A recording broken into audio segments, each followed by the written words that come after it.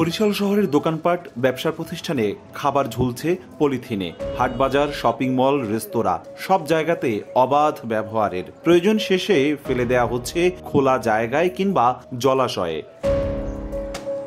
ব্যবহৃত পলিথিন পানিতে ভাসতে ভাসতে যাচ্ছে এক জায়গা থেকে অন্য জায়গায়। পরিচ্ছন্নতা কর্মীরা কখনো কখনো তা তুলে খাল পাড়ে স্তূপের পর স্তূপ করে রাখছেন।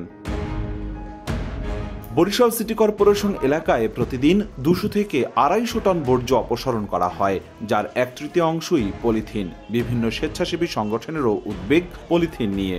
আমরা যত অভিযান চালাই, প্রত্যেকটা অভিযানে পলিথিনের পরিমাণটা হচ্ছে সবচেয়ে বেশি। পরিচ্ছন্ন বাংলাদেশ গড়তে গিয়ে আমরা যেটা সব থেকে বাধার সম্মুখীন হয়েছি সেটা হচ্ছে পলিথিন। এক জায়গা থেকে আরেক জায়গায় পরিষ্কার করার পর ওইটা রাখা হয়, কিন্তু আলটিমেটলি এই পলিথিনগুলোকে কোনো রিইউজ বা কোনোভাবে রিসাইকেলের কোনো উদ্যোগ নেই বললেই চলে।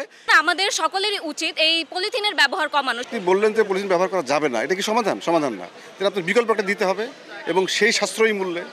আর পলিথিন লাগে আমার 8 আনা, আমি যদি একটা ব্যাগ দেন যার দাম 30 টাকা, তাহলে তো মানুষ ব্যবহার করবে না।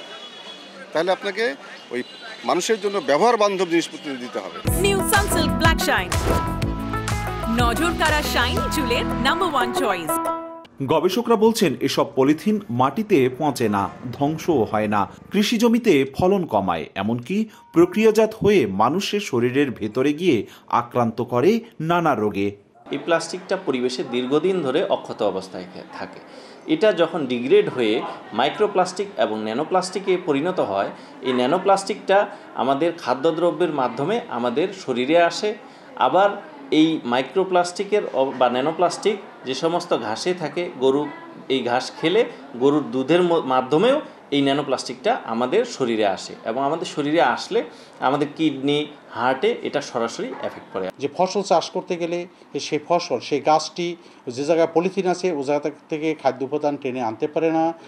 সময়ের প্রেক্ষিতে পলিথিনটা করে আস্তে আস্তে গুঁড়ো গুঁড়ো হয়ে যায়, তখন মাটিতে বিষক্রিয়া তৈরি করে এবং বেশ কিছু উপাদানের সাথে রিয়্যাক্ট করে ফসলের জন্য এটা যেটা বিষাক্ত এভাবে একটা উপাদানে পরিণত হয়।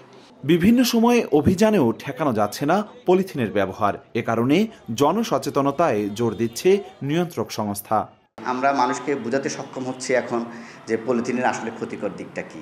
পাশাপাশি এনফোর্সমেন্ট কার্যক্রমগুলো আমরা পলিথিন খুচরা বাজারে যেমন আসতেছে, তেমনি গোডাউনে এবং যেখানে পলিথিন উৎপন্ন হচ্ছে সেই জায়গায় এই বর্তমানে উপদেষ্টা মহোদয়ের নির্দেশে আমরা সেগুলোতে এনফোর্সমেন্ট করছি। আশা করি আমরা সাফল্য লাভ করব খুব অচিরেই।